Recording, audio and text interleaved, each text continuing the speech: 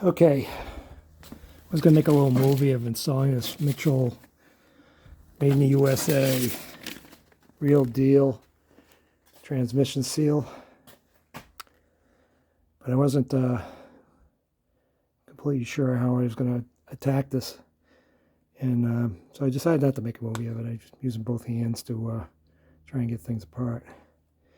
It says this is a easy installation.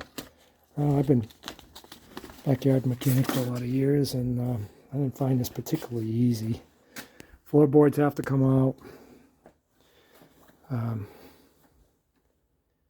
Obviously the mat, floorboards, excess cover, and what they're asking you to do, or telling you to do, is to get these upper transmission to bell housing bolts out through that little access hole. I don't have huge hands, but man, I couldn't get my hands in there. I could probably just get my longest fingers down on the bolt. And I ended up using, I tried all sorts of different things. I used this fine tooth ratchet 3/8. What else did I have on it? This actually was the only way I could get them started, was to use a 1/2 inch longer drive. You can use a deep socket. This is a 1/2 inch, so it's a little bit longer, 5/8. I put an adapter on it so I could use this small flex head wrench I had, and I could just barely get it captured on those nuts to get them out. Then what you have to do next is this aluminum piece with a rubber block on it. They give you longer bolts. You have to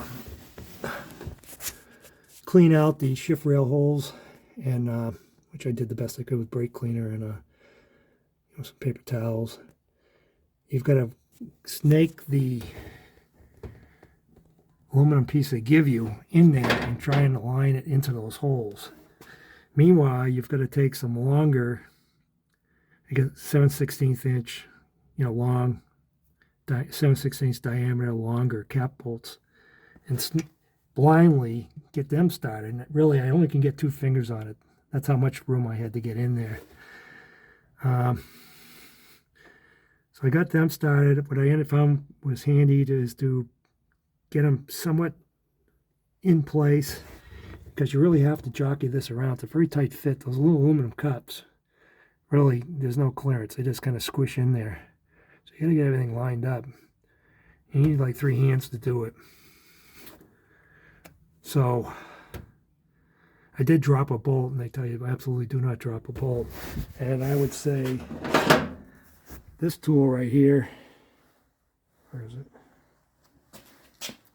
My magnetic extension is indispensable because I was able to snake the bolt out on the right hand side and get it in. I didn't think I was going to have to move the shift tower to do it, but they say it makes it easier, and I don't think it could be done with the shift tower in place. So it's kind of a pain in the butt. You got to disassemble a lot. I was actually losing a fair amount of oil out of the transmission up front, so I assume that's where the big leak is on this. So hopefully this will take care of it. I'm going to clean everything up, and I dropped a little more gear oil in there because it was a little low, and I got at that throw-up bearing, threw a little grease on that. Probably not going to put it back together tonight. I'll come back tomorrow morning and do a better cleanup job on it, get the interior back together. So if you're interested in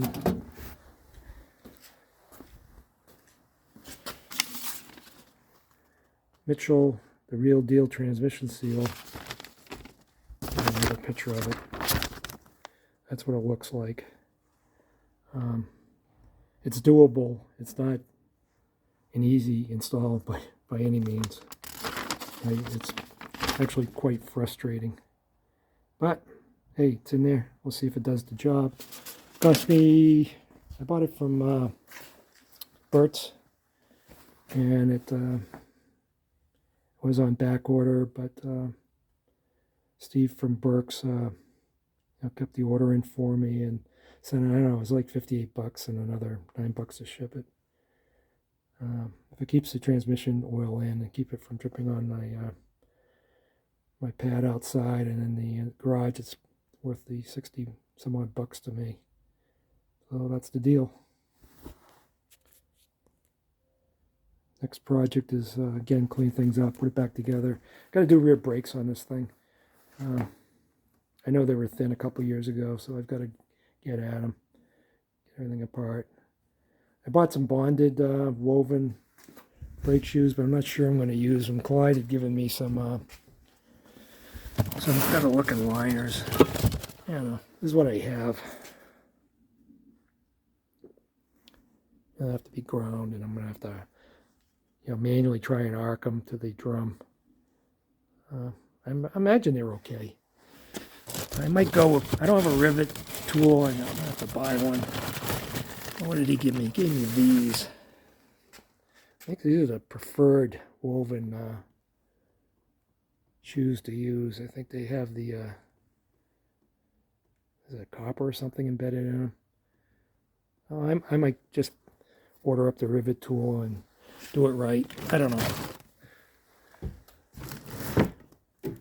It's so mild out around here. It's about 50 some odd degrees in New Hampshire, which is very unusual for January. It's usually freezing my butt out here. My garage isn't insulated or heated.